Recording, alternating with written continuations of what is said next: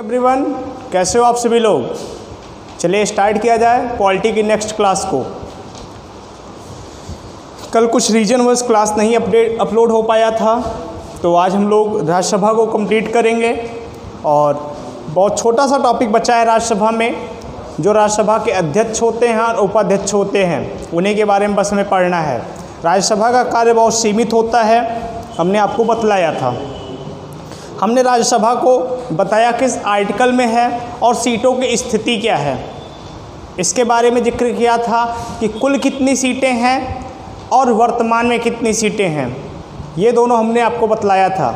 ये बताया था कि राज्यों में क्या स्थिति है और केंद्र शासित प्रदेशों में क्या स्थिति है, किस राज्य में सर्वाधिक सीटें हैं, किस केंद्र शासित प्रदेश में सर्वाधिक सीटें हैं, या किस राज्य में सबसे कम सीटें हैं, या किस राज्य में केंद्र शासित प्रदेशों में सबसे कम सीटें हैं। मैंने आपसे सब कुछ बताया था।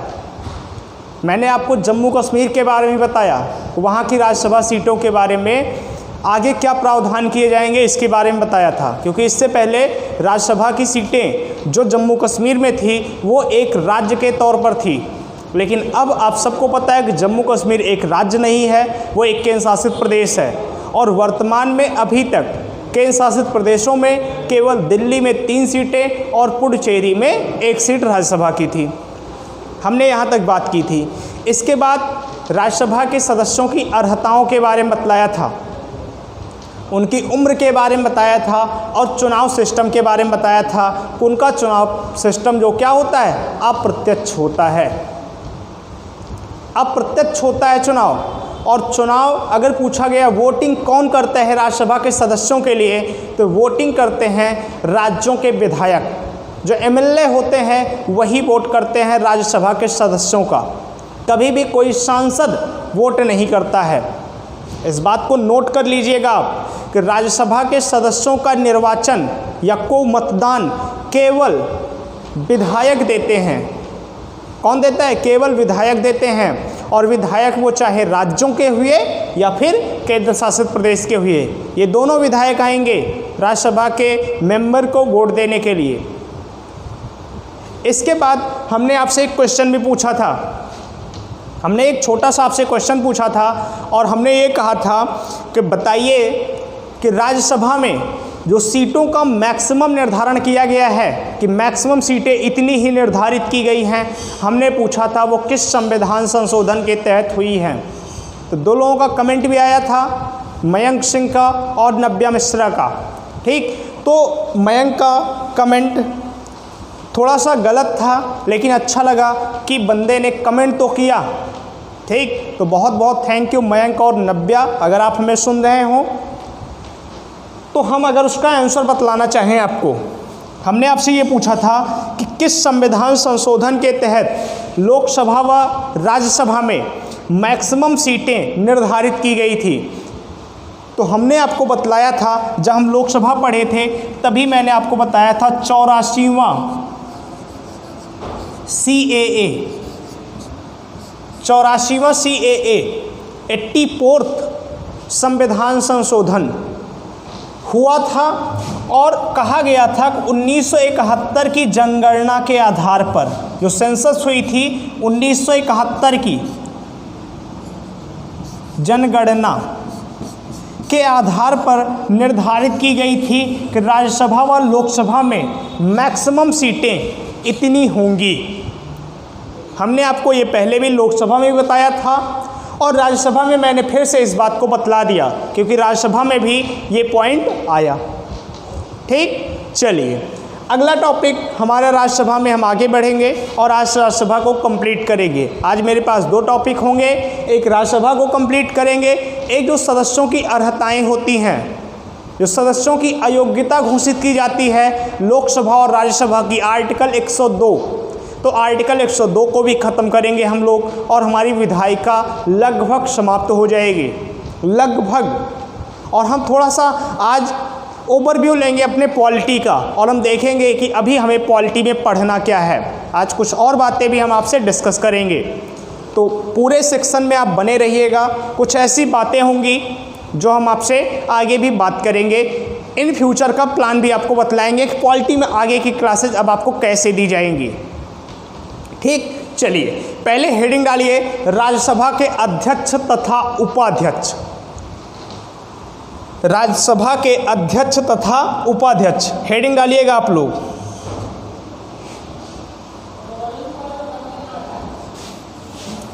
राज्यसभा के अध्यक्ष तथा उपाध्यक्ष।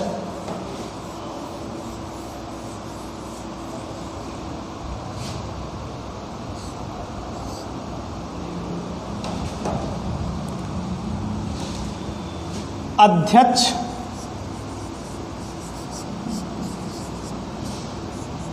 तथा उपाध्यक्ष। अध्यक्ष में आप पहला पॉइंट लिखिए, अध्यक्ष में आप पहला पॉइंट लिखिए उपराष्ट्रपति, उपराष्ट्रपति राज्यसभा का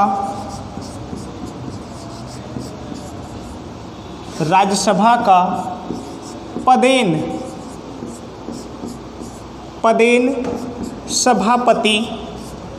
सभापति या अध्यक्ष होता है। पहला पॉइंट आपको हमने यही बताया। आप सबको पता भी होगा कि जो देश का उपराष्ट्रपति होता है वही राज्यसभा का क्या होता है, सभापति कहलाता है। पदेन सभापति होता है और उसी सभापति को ही क्या कहते हैं, एक और वर्ड यूज कर सकते हो आप, तो कहोगे चेयरमैन या अध्यक्ष। चेयरमैन या अध्यक्ष कौन होता है, उपराष्ट्रपति। और अगर हम वर्तमान की बात करें तो इसके हिसाब से वर्तमान में कौन होगा, तो होंगे वो कौन, वेंकैया नायडू, एम वेंकैया नायडू। अगर हम वर्तमान में अगर पूछा जाए कि वर्तमान में राज्यसभा का अध्यक्ष कौन है, तो वो है हमारे देश के उपराष्ट्रपति जो कि 14वें हैं। कौन से नंबर के हैं, 14th हैं। और वो व्यक्ति कौन है, वेंकैया नायडू हैं। ठीक, दूसरा पॉइंट लिखिएगा आप सभी, पॉइंट नंबर 2। अब आपके दिमाग में एक सवाल आया होगा, आप ये पूछोगे कि सर क्या राज्यसभा का जो अध्यक्ष होता है क्या वह राज्यसभा का भी सदस्य होता है या किसी भी सदन का सदस्य होता है। आपके दिमाग में ये सवाल ज़रूर आना चाहिए। तो बहुत बेसिक सा इसका आंसर होगा कि अध्यक्ष कभी भी किसी भी सदन का सदस्य नहीं होता। अध्यक्ष कभी भी किसी भी सदन का सदस्य नहीं होता। यही आप लिखिएगा इसमें। लिखिए अगला पॉइंट, लिखिए अध्यक्ष में लिख रहे हैं तो हम साइड में लिख रहे हैं। आप लिखिएगा अध्यक्ष किसी भी सदन का, किसी भी सदन का सदस्य नहीं होता। किसी भी सदन का सदस्य नहीं होता। कौन, जो अध्यक्ष होता है राज्यसभा का। ठीक, तीसरा पॉइंट। अब एक बात आएगी कि सर इसका शपथ क्या होगा, ये शपथ किसके समक्ष लेता है, ठीक, या फिर इस्तीफा किसे देगा। तो दोनों का आंसर एक ही होगा और वो क्या होगा, राष्ट्रपति।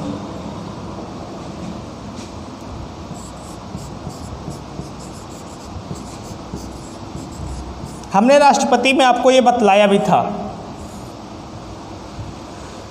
राष्ट्रपति में मैंने आपको पढ़ाया भी था। जब शपथ मैंने बताया था तो उस समय बताया था कि जो राज्यसभा का सभापति होता है, जो उपराष्ट्रपति होता है, वो किसके समक्ष शपथ लेता है, राष्ट्रपति के समक्ष। और उसे अगर अपना इस्तीफा देना हुआ तो वो इस्तीफा अपना किसको देगा, तो राष्ट्रपति को संबोधित करके इस्तीफा देता है देश का उपराष्ट्रपति। और चूंकि उपराष्ट्रपति ही क्या होता है, राज्यसभा का सभापति भी होता है, राज्यसभा का अध्यक्ष भी होता है, इसीलिए राज्यसभा का अध्यक्ष भी अपना इस्तीफा किसे देगा, एज ए उपराष्ट्रपति देगा। तो किसे देगा, राष्ट्रपति। एक बहुत बेसिक बात समझो, यदि उपराष्ट्रपति अध्यक्ष पद से इस्तीफा दे दे तो कहने का मतलब है कि यदि वह अध्यक्ष पद से इस्तीफा दे रहा है तो ये समझा जाएगा कि ये उपराष्ट्रपति का पद छोड़ रहा है। इस बात को समझिएगा, यदि आप किसी बैंक में एम्प्लॉई हैं और आप क्लर्क की पद पर हैं और जो आपको कार्य दिया गया है, उपराष्ट्रपति का कार्य क्या है बेसिक सा, कि वो राज्यसभा के बैठकों की अध्यक्षता करेगा, राज्यसभा को सुचारू ढंग से चलाएगा। और यदि राज्यसभा के अध्यक्ष पद से अपने दायित्वों से मुंह मोड़ेगा उपराष्ट्रपति, तो राष्ट्रपति क्या करेगा कि भैया अब उपराष्ट्रपति की कोई ज़रूरत नहीं है, फिर नया उपराष्ट्रपति आएगा। तो मैंने बताया कि यदि आप बैंक में क्लर्क हों और अपने कार्यों से हट रहे हों तो ऐसा नहीं कि आपको क्लर्क पद से विभाग हटाए के कुछ और करेगा, नहीं, आपको विभाग से ही निकाल दिया जाएगा। तो वही सेम होगा। इसीलिए चाहे उपराष्ट्रपति अपना इस्तीफा दे तब भी अध्यक्ष पद खाली हो जाएगा, या अध्यक्ष पद से इस्तीफा दे तब उपराष्ट्रपति पद ऑटोमेटिक खाली हो जाएगा। ठीक, अगला पॉइंट लिखिए। अगली एक बात आती है क्या, कार्यकाल को लेकर। अगली एक बात आपके दिमाग में आएगी कि सर कार्यकाल कितना होगा, अध्यक्ष का कार्यकाल कितना होगा, बताइए। हमने अध्यक्ष का कार्यकाल पूछा है, ना कि उपराष्ट्रपति का। इस बात को नोट करिएगा, कार्यकाल।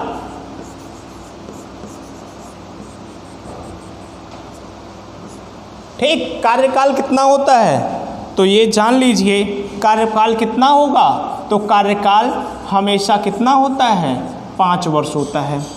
अब आपके दिमाग में एक सवाल आया होगा और बहुत बेसिक सा सवाल है और बहुत आसान आंसर भी है। अगर आप थोड़ा सा सोचोगे तो आपके दिमाग में आएगा कि सर राज्यसभा का कार्यकाल तो 6 वर्ष होता है, जो राज्यसभा चलती है वो 6 वर्ष ही होती है, जो एक अस्थायी सदन होता है, तो कैसे अध्यक्ष 5 साल का ही होगा, वो भी तो 6 वर्ष का होना चाहिए। लेकिन आपको ये समझना होगा कि वह राज्यसभा का अध्यक्ष होने से पहले एक उपराष्ट्रपति भी है और उपराष्ट्रपति ही राज्यसभा का अध्यक्ष भी होगा। तो जो उपराष्ट्रपति का कार्यकाल होगा वही तो कार्यकाल किसका होगा, अध्यक्ष का भी होगा।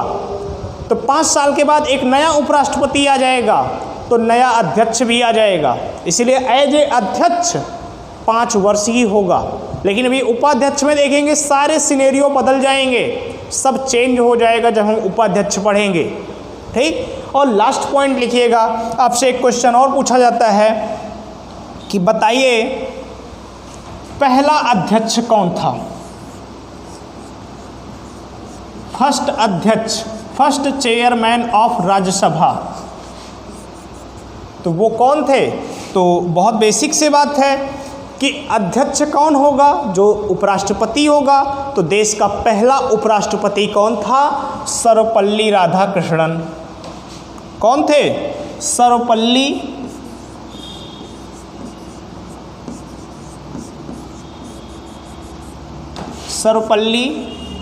राधाकृष्णन।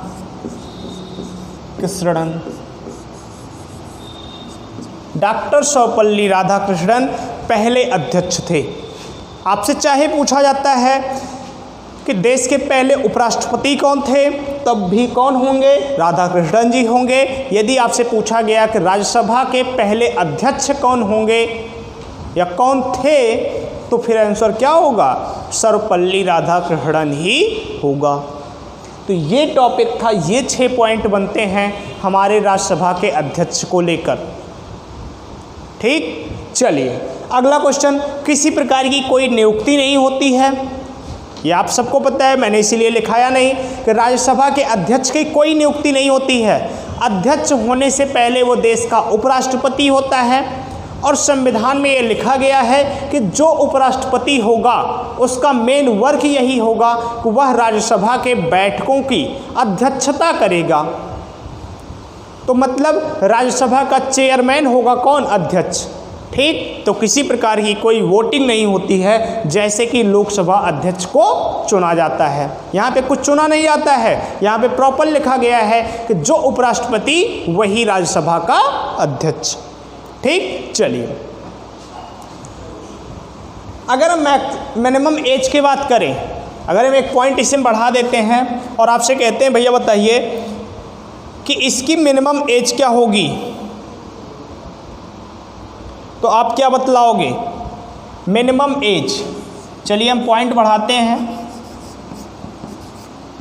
वैसे सबका सही आना चाहिए। एक पूछ लिया हमने मिनिमम एज और दूसरा पूछ लिया मैक्सिमम एज। जिसे क्वेश्चन का एमसीक्यू करना है वो दोपहर में 2 बजे, लगभग सबको पता भी होगा क्योंकि 20-25 क्लास हो चुकी हैं एमसीक्यू की, प्रैक्टिस सेट की, पॉलिटी की। ठीक, तो उस प्रैक्टिस सेट सेशन को ज़रूर ज्वाइन करिए, उससे आपको पता चलेगा कि जो लेक्चर क्लास हम लोग ले रहे हैं क्या ये हमारा लेक्चर क्लास सही जा रहा है या नहीं जा रहा है। और वो आपको जानकारी मिलेगी जब आप एमसीक्यू सॉल्व करोगे। एमसीक्यू मतलब मल्टीपल चॉइस क्वेश्चन, बहुविकल्पी प्रश्न जो आपके एग्जाम में पूछे जाते हैं। और यदि किसी की प्रॉब्लम आ रही है, किसी के क्वेश्चन सही नहीं हो रहे हैं, किसी के आंसर बन नहीं रहे हैं, तो मेरे पास पर्सनली मैसेज कर सकता है, कॉल कर सकता है। अगर किसी को मेरे सब्जेक्ट में कोई भी प्रॉब्लम आती है तो आप बेझिझक कॉल करिए, आप बतलाइए कि सर मुझे यहाँ पर दिक्कत हो रही है, पढ़ने में दिक्कत हो रही है। मैं तरीका बताऊँगा आपको, पढ़ना आपको पड़ेगा, मैं तरीका बता सकता हूँ आपको। ठीक, तो आप लोगों को ये काम करना होगा, खुद से पूछना होगा। तो हमने बताया मिनिमम एज, मिनिमम एज आप सबको पता है। अब देखिए मिनिमम एज जानने से पहले ये जान लो अध्यक्ष कुछ और तो होता नहीं है, वही देश का उपराष्ट्रपति ही होता है। तो जो एज रही होगी उपराष्ट्रपति वाली क्या थी? 35 वर्ष। और उपराष्ट्रपति की हमने बताई थी मैक्सिमम एज क्या होनी चाहिए, तो हमने आपको बताया था क्या? नो लिमिट, कोई लिमिट नहीं है, कोई लिमिट नहीं है। आप चाहे 90 साल के हों या 190 साल के, आप उपराष्ट्रपति बन सकते हैं। और वही उपराष्ट्रपति क्या कहलाएगा? राज्यसभा का अध्यक्ष कहलाएगा, जिसे हम लोग पदेन सभापति कहते हैं। क्लियर है? अब आप लोग हेडिंग डालिएगा उपाध्यक्ष। अब आप लोग लिखिएगा उपाध्यक्ष। किसी को कोई भी प्रॉब्लम हो तो मैंने एक बार नहीं, स्टार्टिंग से ही कहा है कि आप बिल्कुल पूछ सकते हैं कहीं कोई भी प्रॉब्लम हो तो। और पढ़ेंगे तो प्रॉब्लम निश्चित है होगी ज़रूर। आप अच्छे ढंग से पढ़िए तो प्रॉब्लम तो ऑटोमेटिक आएंगी, डाउट्स आएंगे और डाउट आने भी चाहिए। मैं ये जानता हूँ कि डाउट आने चाहिए।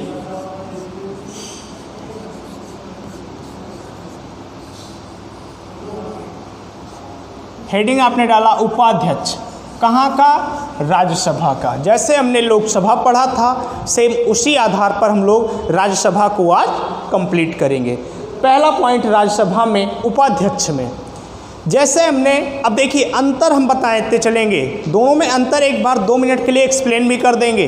रिकॉल करने के लिए हम स्क्रीन को इरेज नहीं कर रहे हैं, दोबारा फिर आएंगे लास्ट के 5 मिनट में और आपको पूरे क्लास का सार बताएंगे।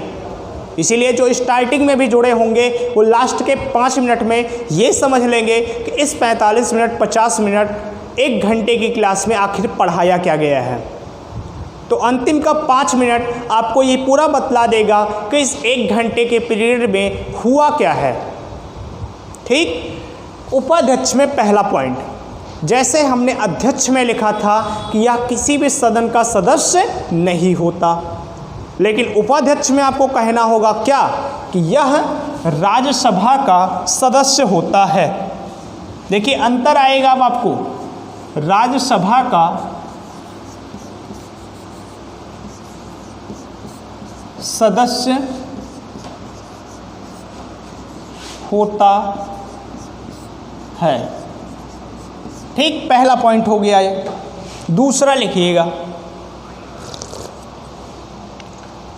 अब देखिए अंतर यहीं से आएगा कि जब वो सदस्य नहीं था तो राज्यसभा वाले किसी प्रकार के भी दायित्व उस पर नहीं थे, लेकिन यदि ये राज्यसभा का सदस्य होगा तो सारे सिनेरियो चेंज हो जाएंगे, सारे टर्म एंड कंडीशन चेंज हो जाएंगे और वो आपको सामने दिखेंगे भी। इसीलिए अध्यक्ष और उपाध्यक्ष में बहुत अंतर होता है। अध्यक्ष और उपाध्यक्ष में बहुत अंतर होता है। अब दूसरा पॉइंट आपने वहां पर लिखा था क्या? शपथ। तीसरा पॉइंट आप लिखोगे क्या? इस्तीफा। बताते चलिए जिसे पता हो। चौथा पॉइंट आप लिखोगे क्या? कार्यकाल।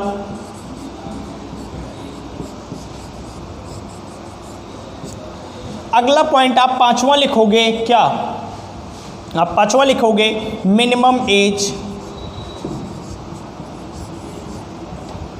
फिर आप छठा लिखोगे मैक्सिमम एज। चलिए इतने का आंसर दीजिए, इसके बाद फिर बात करेंगे आगे। चलिए बताइए, शपथ किसके समक्ष लेता है?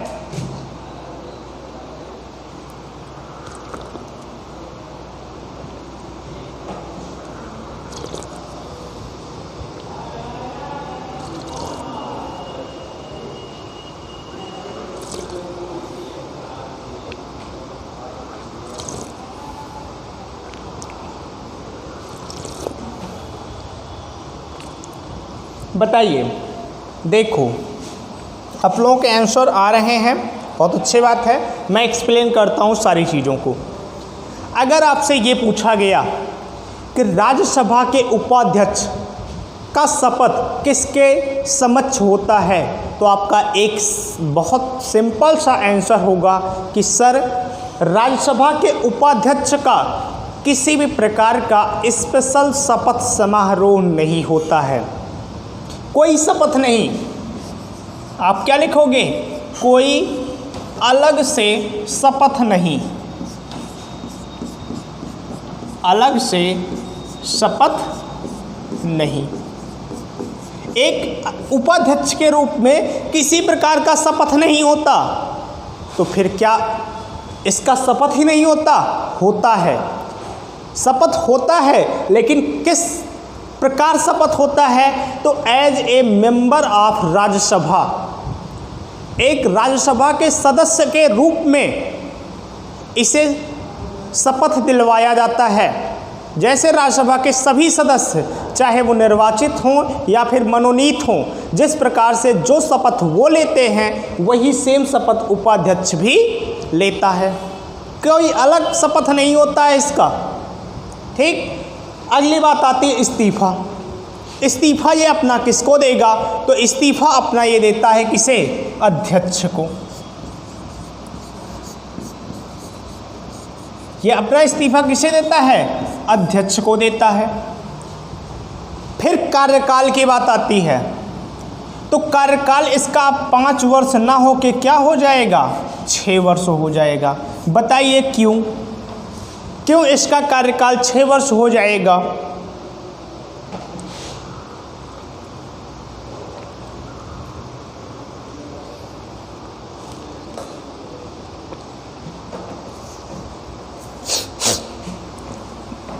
बताइए क्यों इसका कार्यकाल 6 वर्ष हो जाएगा? देखिए, जो अध्यक्ष था वो राज्यसभा का तो सदस्य था नहीं, वो एज ए वाइस प्रेसिडेंट था और वाइस प्रेसिडेंट 5 वर्ष का था। जबकि जो उपाध्यक्ष है वो क्या है? राज्यसभा का सदस्य है। और आप सबको पता है कि राज्यसभा को जो सदस्य होता है उसका जो कार्यकाल होता है, टेन्योर होता है, वो 6 वर्ष का होता है। तो ये नहीं है कि उपाध्यक्ष 5 साल बाद बदल दिया जाएगा, क्योंकि वह 6 साल तक राज्यसभा में रहेगा। इसीलिए उपाध्यक्ष का कार्यकाल कितना होता है? तो भैया 6 वर्ष होता है। अब मिनिमम एज की बात करें तो यहाँ पर मिनिमम एज भी चेंज हो जाएगी और कितना हो जाएगा, 30 वर्ष हो जाएगा। कितना हो जाएगा, 30 वर्ष हो जाएगा। क्यों? क्योंकि राज्यसभा के सदस्य है ये। क्या है ये? राज्यसभा का सदस्य है और राज्यसभा का सदस्य बनने के लिए मिनिमम एज कितनी होनी चाहिए, 30 वर्ष होनी चाहिए। और हमेशा की तरह मैक्सिमम एज का कोई प्रावधान नहीं है, तो क्या होगा, नो लिमिट। क्या होगा, नो लिमिट होगी। अब एक बहुत अच्छा क्वेश्चन आपसे ये भी पूछा जाता है कि भारत में, गणतंत्र भारत में या भारत के पहले राज्यसभा के उपाध्यक्ष कौन थे? पहले हमने पूछा है, पहला उपाध्यक्ष कौन था, आपसे ये पूछा जाता है। तो उस व्यक्ति का नाम था, हम लिख रहे हैं क्या, फर्स्ट उपाध्यक्ष, वाइस चेयरमैन, फर्स्ट उपाध्यक्ष ऑफ राज्यसभा। तो उस व्यक्ति का नाम था कृष्णा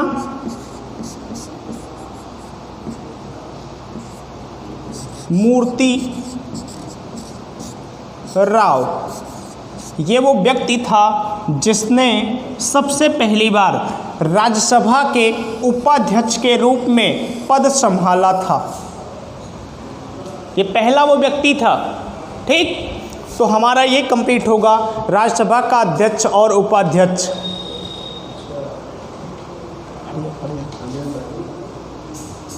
ठीक, चलिए अगली हेडिंग डालिए,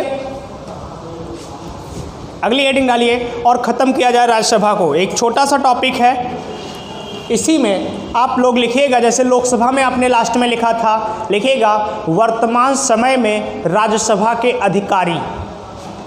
वर्तमान समय में राज्यसभा के अधिकारी, आप लोग इसका आंसर दीजिएगा। ज़्यादातर हेडिंग डालिएगा वर्तमान समय में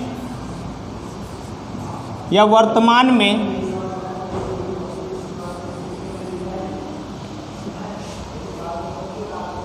हिंदी थोड़ी गलत है, सही कर देते हैं। इरेजर कहाँ गया?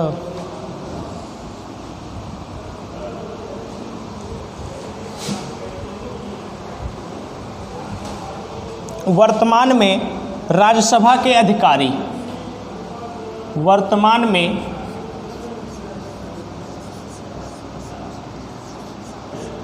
राज्यसभा के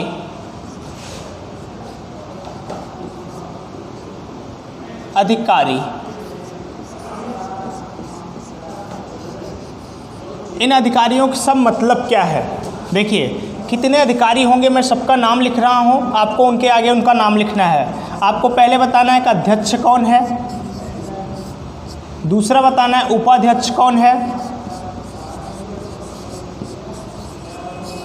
तीसरा आपको बतलाना है पक्ष का नेता कौन है, पक्ष मतलब सदन,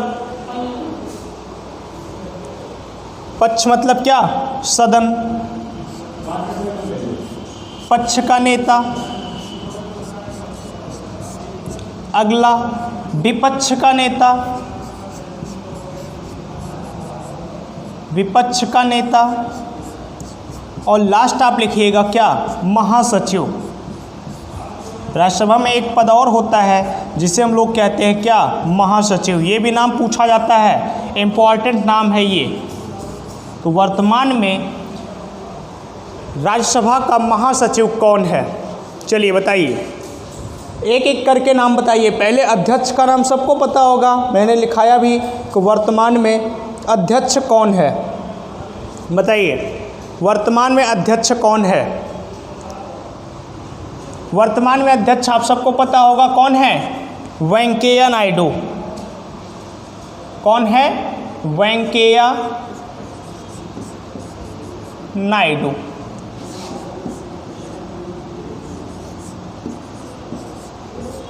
ठीक, उपाध्यक्ष की बात करें तो उनका नाम है हरिवंश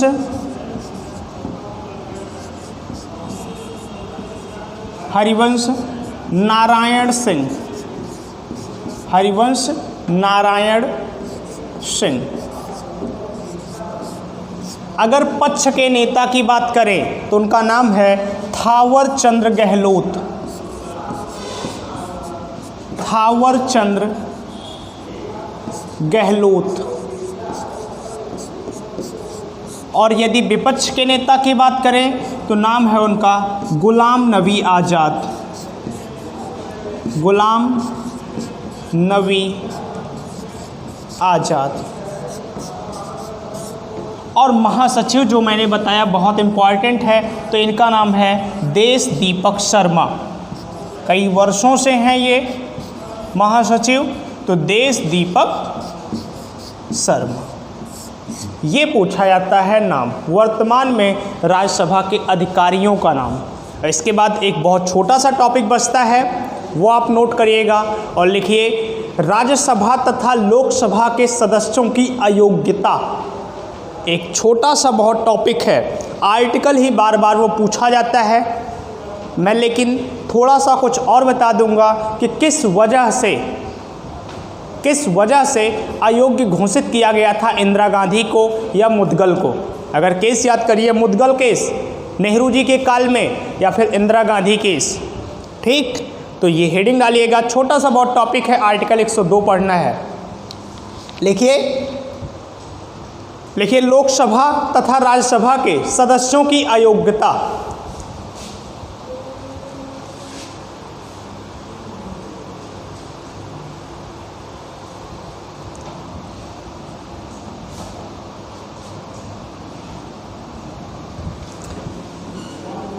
सदस्यों की अयोग्यता, सदस्यों मतलब आप लोग लिख लीजिएगा लोकसभा तथा राज्यसभा। सदस्यों की अयोग्यता।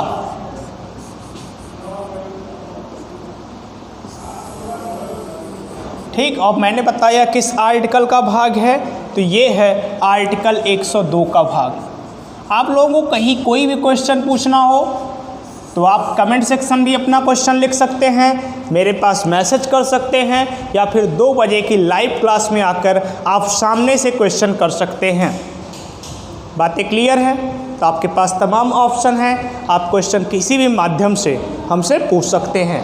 तो मैंने बताया कि सदस्य वो चाहे लोकसभा के हों या फिर राज्यसभा के हों, उन सदस्यों की अयोग्यता किस किस प्रकार से घोषित की जाती है।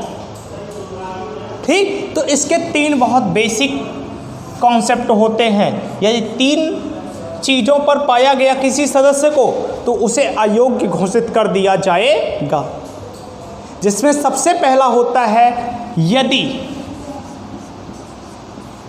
सदस्य लाभ के पद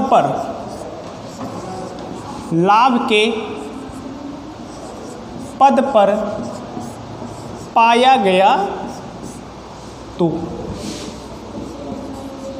आपको पता है, मैंने कई बार बताया भी कि जो सदस्य होते हैं वो चुनाव लड़ते समय उनसे कहा जाता है कि वह किसी लाभ के पद पर ना हो, परंतु ये भी कहा गया है कि मंत्री का पद कभी भी लाभ का पद नहीं माना जाएगा।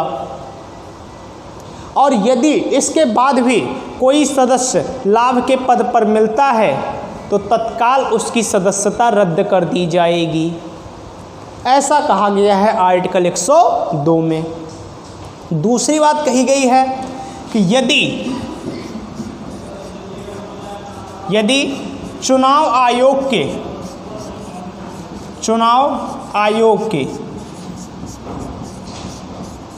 नियमों का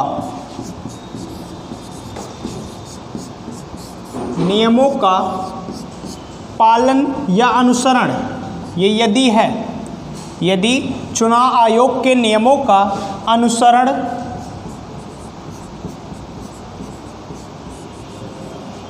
ना किया गया हो।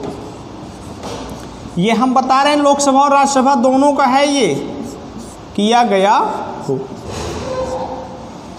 ठीक, तो ये 2 रीजन हो गए कि यदि आप चुनाव आयोग के जो नियम कानून थे उन नियम कानूनों को आपने ताक पर रखकर चुनाव में कार्य किया हो, और उस कार्य के बाद आप लोकसभा या राज्यसभा पहुँचे हों, तो तब भी आर्टिकल 102 के तहत आपको क्या घोषित कर दिया जाएगा? अयोग्य घोषित कर दिया जाएगा। और इसके बाद एक बहुत इम्पॉर्टेंट होता है जो कहते हैं जिसे जन प्रतिनिधित्व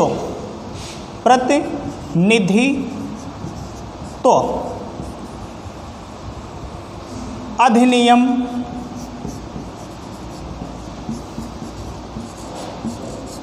अधिनियम 1952 के नियमों व कानूनों का पालन ना हुआ हो तो, का पालन ना हुआ हो तो भी क्या होगा? आपको अयोग्य घोषित कर दिया जाएगा। ठीक, अब देखिए हम आपको एक छोटी सी कहानी बताएंगे। हम आपको बतलाएंगे कि इंदिरा गांधी केस में क्या हुआ था। इंदिरा गांधी केस में क्या हुआ था हम आपको यही बतलाएंगे। अब देखिए, ये तो 3 रीजन बताए गए कि किस रीजन के आधार पर किसी सदस्य को उसकी सदस्यता से रोका जा सकता है, उसे अयोग्य घोषित कर दिया जाता है। तो मैंने आपको पहला बताया कि यदि सदस्य लाभ के पद पर पाया गया तो आप सबको समझ में आ रहा होगा। इसमें हमें जो लगता है कि आप सबको कोई डाउट नहीं होगा। दूसरा पॉइंट है कि यदि चुनाव आयोग के नियमों को, ये आपको समझ में आया, चुनाव आयोग के नियमों का सही ढंग से पालन नहीं हुआ तो भी आपको क्या होगा? सदस्य पद से हटा दिया जाएगा, अयोग्य घोषित कर दिया जाएगा। और तीसरा हमने बताया, एक एक्ट बताया 1952 का, जिसे कहते हैं जन प्रतिनिधित्व अधिनियम 1952। अब ये अधिनियम क्या है? तो बहुत ज़्यादा इस अधिनियम के बारे में तो चर्चा नहीं करेंगे क्योंकि बहुत बोरिंग लगेगा, फिर आपको इस अधिनियम के बारे में बतलाएंगे। लेकिन ये जान लीजिए कि एक किसी भी सदस्य के जो चुनाव लड़ता है उसके क्या कर्तव्य और दायित्व होते हैं, उसे किस दायरे में रहना है, जनप्रतिनिधित्व। अब क्या करता है वो नेता क्या करता है? हमारा प्रतिनिधि होता है, जनता का क्या होता है? प्रतिनिधि होता है। तो उसके लिए कुछ नियम कानून बनाए गए हैं और उस नियम कानूनों पर यदि उसे खरा ना पाया गया तो क्या होगा? प्रॉब्लम होगी। और इंदिरा गांधी केस में यही हुआ था।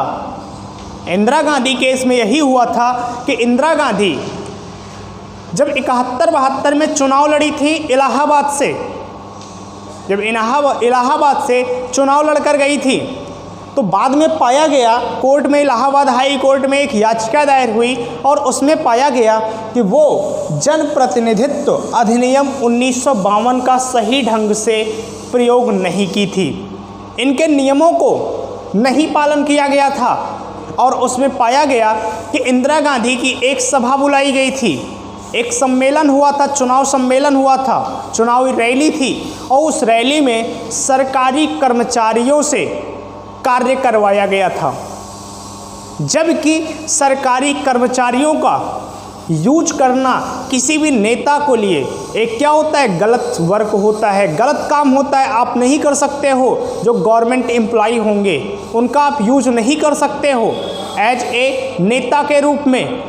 और इंदिरा गांधी ने यही किया था। इलाहाबाद हाई कोर्ट ने इसी आधार पे कहा था क्या कि आपकी सदस्यता छीनी जाती है और अगले 5 वर्ष तक आप चुनाव भी नहीं लड़ सकती हैं।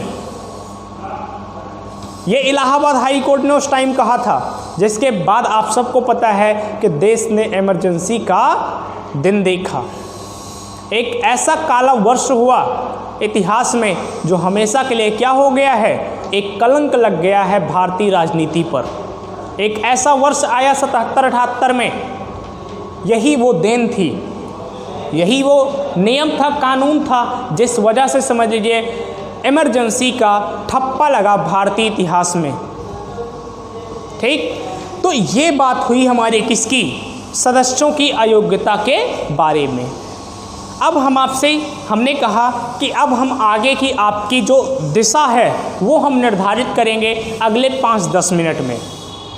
ठीक, अब देखिए, अगर हम यहाँ तक एक बार रिकॉल कर लेते हैं, लेकिन इसके बाद आप कहीं जाइएगा मत, क्योंकि एक इम्पॉर्टेंट टॉपिक हमें आपको बताना है, तो आप लोग कहीं जाइएगा मत कि लेक्चर समाप्त हो गया है। लेकिन हम एक बार रिकॉल कर लेते हैं कि आज के क्लास में हम लोगों ने पढ़ा क्या। ठीक, चलिए स्टार्टिंग से हम लोग आते हैं। बहुत लंबा टॉपिक नहीं था, छोटा सा टॉपिक हुआ है आज। इन टॉपिक्स को देख लेते हैं हम लोगों ने भारतीय राज्य व्यवस्था में आज राज्यसभा को कंप्लीट करना चाहा और कंप्लीट भी कर लिया। राज्यसभा में हमने पढ़ा सबसे पहले अध्यक्ष के बारे में, और हमने देखा कि जो राज्यसभा का अध्यक्ष होता है वो किसी भी सदन का सदस्य नहीं होता, ना वो लोकसभा का सदस्य होता है, ना वो राज्यसभा का सदस्य होता है। फिर वो क्या होता है, वो एक उपराष्ट्रपति होता है। और आपको पहली लाइन यही लिख रही होगी कि उपराष्ट्रपति ही राज्यसभा का पदेन अध्यक्ष या पदेन सभापति होता है। और वर्तमान में हमने लिख दिया कौन है, वेंकैया नायडू है। उसके बाद हमने कहा कि शपथ किसके समक्ष लेता है, तो शपथ वही उपराष्ट्रपति वाला ही होता है, जो कि क्या होता है, राष्ट्रपति के समक्ष होता है। फिर हमने बताया यदि इसे इस्तीफा देना होगा तो इस्तीफा किसे देगा, तो इस्तीफा हमेशा किसे देता है, राष्ट्रपति को देता है। अब यहीं से अगर लोकसभा से आप एक बार कंपेयर कर लो तो लोकसभा में क्या होता था, अध्यक्ष उपाध्यक्ष को और उपाध्यक्ष अध्यक्ष को देता था, जबकि राज्यसभा में क्या है, अध्यक्ष राष्ट्रपति को और उपाध्यक्ष अध्यक्ष को देता है। ये अंतर है, अंतर को आप लोग समझिएगा, चीज़ें कॉम्प्लेक्स ना होनी पाए, मैंने बहुत कोशिश की है। फिर मैंने बताया कार्यकाल कितना होता है, तो एज ए उपराष्ट्रपति होता है वो, और चेयरमैन के पद पर बैठता है राज्यसभा के, इसलिए कार्यकाल कितना होता है, 5 वर्ष होता है। मैंने अच्छे से समझाया क्यों 5 वर्ष होता है, आप पूरा वीडियो देखिएगा। हमने बताया कि पहला अध्यक्ष कौन हुआ था, तो जो देश का पहला उपराष्ट्रपति रहा होगा वही तो राज्यसभा का पहला अध्यक्ष भी रहा होगा, तो वो कौन थे, सर्वपल्ली राधाकृष्णन। यदि मिनिमम एज की बात करें तो मिनिमम एज हमने बताया 35 वर्ष, क्योंकि उपराष्ट्रपति भी की मिनिमम एज क्या होती है, 35 वर्ष होती है, और मैक्सिमम की कोई लिमिट नहीं है। इसके बाद हमने बात की उपाध्यक्ष के बारे में, जो वाइस चेयरमैन होता है, और फिर हमने बताया आपको कि अध्यक्ष तो किसी भी सदन का सदस्य नहीं होता, परंतु उपाध्यक्ष राज्यसभा का क्या होता है, एक सदस्य होता है। और ये जो अपना शपथ लेता है एज ए राज्यसभा सदस्य के रूप में जरूर शपथ लेता है, परंतु उपाध्यक्ष के रूप में इसका अलग से कोई भी शपथ समारोह नहीं होता। हमने बताया इस्तीफा इसका जो होता है ये राष्ट्रपति को नहीं देता है, ये अपने अध्यक्ष को देता है। और कार्यकाल इसका 5 वर्ष ना होके कितना हो जाता है, 6 वर्ष हो जाता है। क्यों हो जाता है, क्योंकि यह एक सदस्य होता है। और मिनिमम एज इसकी मिनिमम एज 30 वर्ष होती है, क्योंकि राज्यसभा के सदस्यों की अर्हताओं में हमने मिनिमम एज पढ़ा था 30 वर्ष, और ये क्या होता है, सदस्य ही तो होता है। और मैक्सिमम एज इसमें भी हमने बताया कोई लिमिट नहीं है। और हमने फिर बता दिया कि पहले उपाध्यक्ष कौन थे, तो वो व्यक्ति का नाम था कृष्णमूर्ति राव। इसके बाद हमने बताया वर्तमान में राज्यसभा के अधिकारी कौन कौन हैं। तो सबसे पहले अध्यक्ष की बात करें तो अध्यक्ष है हमारे देश के 14वें उपराष्ट्रपति वेंकैया नायडू जी। उपाध्यक्ष की बात करें तो उनका नाम है हरीशचंद्र नारायण सिंह। उसके बाद हमने बताया पक्ष का नेता, तो उनका नाम है क्या, थावर चंद गहलोत। विपक्ष का नेता कांग्रेस के एक दिग्गज नेता हैं गुलाम नबी आज़ाद। और ये टॉपिक जो हमने लास्ट में बताया महासचिव, इनका नाम बार बार एग्जाम में पूछा जाता है, और वो व्यक्ति हैं देश दीपक शर्मा। तो यहाँ पर हमारा राज्यसभा कंप्लीट हो जाता है। और फिर इसके आगे हमने बताया राज्यसभा की या लोकसभा के सदस्यों की अर्हताओं के बारे में, जो कि क्या है, आर्टिकल 102 में है। उनकी क्या बताया गया कि किस किस प्रकार से इन्हें अयोग्य ठहराया जा सकता है। और फिर मैंने उसका 3 रीजन बताया। सबसे पहला बताया कि यदि वह लाभ के पद पर पाया गया, दूसरा बताया कि यदि उसने चुनाव आयोग के नियमों का सही ढंग से सुचारू तरीके से पालन ना किया हो। और तीसरा मैंने बताया कि जनप्रतिनिधित्व एक्ट 1952 के तहत यदि उसने कुछ भी इन नियमों का, इस एक्ट में जितने एक्ट थे इनका यदि सुचारू ढंग से पालन नहीं किया है तो भी उसे क्या कर दिया जाएगा, अयोग्य घोषित कर दिया जाएगा। मैंने उदाहरण भी आपको बताया इंदिरा गांधी जी का। ठीक, इसके बाद हमें बात क्या करनी है। अब देखिए, हम आपको आगे की लगभग 15 दिन की आपको एक ओवरव्यू देते हैं कि आगे हम लोग करेंगे क्या। देखिए, हम लोग पढ़ रहे थे भाग 5, और हमने आपको पहले ही बताया कि भाग 5 में 3 मेजर पार्ट हैं। एक है हमारी कार्यपालिका, चीज़ों को समझ लेना, क्योंकि समझ लिए पॉलिटी का एकदम लास्ट स्टेज चल रहा है, धीरे धीरे हम लास्ट स्टेज पे पहुंच रहे हैं। ठीक, कार्यपालिका हमने बताया, फिर हमने आपको बताया क्या, विधायिका, फिर हमने आपको बताया विधायिका, और इसका जो लास्ट फेज होता है वो होता है न्यायपालिका, वो होती है हमारी न्यायपालिका। ठीक, और कार्यपालिका की यदि बात करें तो कार्यपालिका में हमने पढ़ा क्या क्या है, इन बातों को नोट करना, देखना, समझना, और कुछ भी छूटे तो आप लोग हमको बताना। हमने राष्ट्रपति पढ़ा, हमने उपराष्ट्रपति पढ़ा, हम सब ने पढ़ा, हमने मंत्रिपरिषद पढ़ा,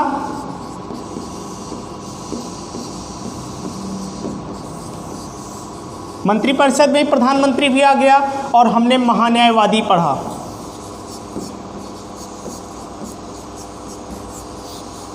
ठीक, अटॉर्नी जनरल पढ़ा। ये हमने पढ़ा किसमें, कार्यपालिका में। ये हमने कहाँ पढ़ा, कार्यपालिका में पढ़ा। ये हमारा सेक्शन क्या है, पूरा कंप्लीट है। ये पूरा कंप्लीट है या नहीं है, ये पूरा क्या है, कंप्लीट हो चुका है। एक बड़ा सेक्शन था जिसे हम लोगों ने कंप्लीट किया। फिर यदि बात करें हम विधायिका की, तो विधायिका में हमने बताया था, हमने क्या पढ़ा, संसद पढ़ा। ठीक, संसद में क्या हमने पढ़ा, लोकसभा पढ़ा और राज्यसभा पढ़ा। ये दोनों अब कंप्लीट हो चुके हैं। ठीक, और यदि हम न्यायपालिका की बात करें तो न्यायपालिका में पढ़ना क्या क्या है, पहला तो हमें पढ़ना है सुप्रीम कोर्ट, दूसरा हमें पढ़ना है हाई कोर्ट, और तीसरा हमें पढ़ना है सिविल कोर्ट। हम सिविल कोर्ट भी आपको पढ़ाएंगे, छोड़ेंगे नहीं सिविल कोर्ट को, अपनी दीवानी को भी नहीं छोड़ेंगे, और ये सब भी हमें क्या है, पढ़ना है। तो हमारी विधायिका आप लोग को लग रहा होगा कि कंप्लीट हो चुकी है, लेकिन मुझे समझ में आया कि विधायिका में अभी 2 मेजर पार्ट हैं, 2 बड़े बड़े पार्ट हैं। आप समझिएगा, हमें विधायिका में ही अभी क्या पढ़ना है, एक तो हमें बहुत बड़ा हिस्सा है क्या, बजट, जो आर्टिकल 112 से लेकर 117 तक है, ये हमें पढ़ना है। और संसद में ही कुछ ऐसे शब्द प्रयोग होते हैं, संसद के शब्द, जैसे पूछा जाता है प्रश्नकाल क्या है, शून्यकाल क्या है, अध्यादेश वगैरह जो जिस प्रकार से आते हैं। अभी हमने संसद में किसी प्रकार, अभी तो हमने लोकसभा बनाई है और राज्यसभा बनाई है, और अब लोकसभा और राज्यसभा में क्या करेंगे, कोई बिल लेकर आएंगे, और बिल लेकर आएंगे तो उसमें हम आपसे प्रश्न भी करेंगे, आपको प्रश्नकाल भी देंगे, शून्यकाल भी देंगे। सभी प्रकार की जो संसद प्रक्रिया होती है, जिसे कहते हैं संसदीय प्रक्रियाएं, और वो है आर्टिकल 118। आर्टिकल 118 में संसदीय प्रक्रियाओं, संसदीय समितियों के बारे में बताया गया है। आप लोगों ने एक क्वेश्चन पढ़ा होगा, पूछा भी आता है, प्राक्कलन समिति किस आर्टिकल में है, तो आर्टिकल 118 में है। इसे ही कहते हैं संसदीय समितियां। लोक लेखा समिति, ऐसी तमाम समितियां हैं, समितियां और संसदीय प्रक्रिया, अभी हम लोग ये पढ़ेंगे। उससे पहले हम लोग पढ़ेंगे बजट, आर्टिकल 112 से लेकर आर्टिकल 117 तक हम पढ़ेंगे बजट। और आर्टिकल 118 में हम लोग पढ़ेंगे संसदीय समितियां तथा संसदीय प्रक्रिया। और जैसे ही हमारा संसदीय प्रक्रिया समाप्त होगा फिर हम लोग क्या स्टार्ट करेंगे, अपना सुप्रीम कोर्ट स्टार्ट करेंगे। आर्टिकल 124 से लेकर 147 तक हम लोग पढ़ेंगे सुप्रीम कोर्ट, फिर 231 पे पहुंच जाएंगे हाई कोर्ट और 233 से स्टार्ट हो जाएगा हमारा क्या, सिविल कोर्ट। 214 से स्टार्ट होता है हाई कोर्ट, 232 तक और 233 से 237 तक हम लोग पढ़ेंगे सिविल कोर्ट के बारे में, और तब जाके हमारा ये भाग 5 कंप्लीट होगा। तो इस बात को नोट कर लो कि अभी विधायिका समाप्त नहीं हुई है, हमने केवल लोकसभा बनाया है, राज्यसभा बनाया है। अभी ना तो संसदीय प्रक्रिया के बारे में पढ़ा है हमने, ना तो संसदीय समितियों के बारे में पढ़ा है, और ना तो एक मेजर पार्ट होता है किसका, बजट का। तो सीधे अभी हम सुप्रीम कोर्ट पर नहीं आएंगे, इन चीज़ों को अभी समाप्त करना है और इसमें भी 4-5 लेक्चर जाएंगे।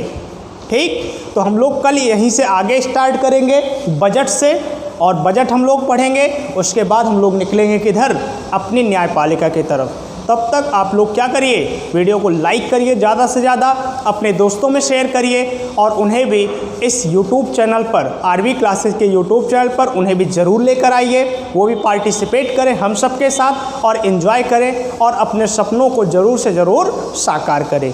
चलिए मिलेंगे हम लोग अगली क्लास में। Thanks for watching this session. Good night, take care.